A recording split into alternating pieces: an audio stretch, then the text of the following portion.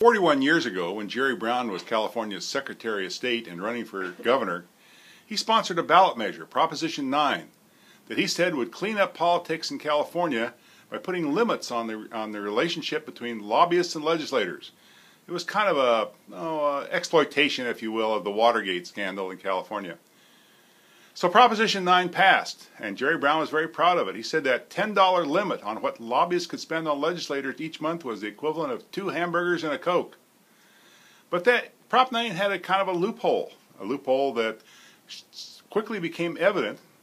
Lobbyists complained about Proposition 9, but they didn't really change their operations very much because of the loophole. And the loophole put limits on lobbyists. It didn't put limits really on lobbyist employers.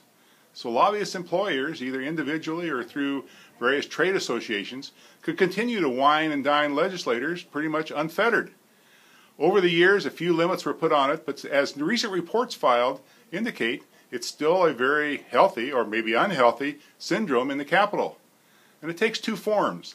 Legislators who are invited on junkets, overseas junkets usually, to South America or to Europe, supposedly to study some issue that's important to California, with the freight being paid by foreign governments or in some cases by trade associations, and also so-called conferences. For example, there's one in Maui every year where legislators from Sacramento and lobbyists from Sacramento spend about a week together talking over, what one presumes, important policy matters while they're schmoozing at this resort in Maui. But the final irony is that Jerry Brown's governor again.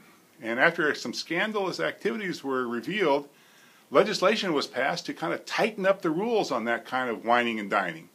But the governor vetoed the bill, saying he thought that the current rules are just fine.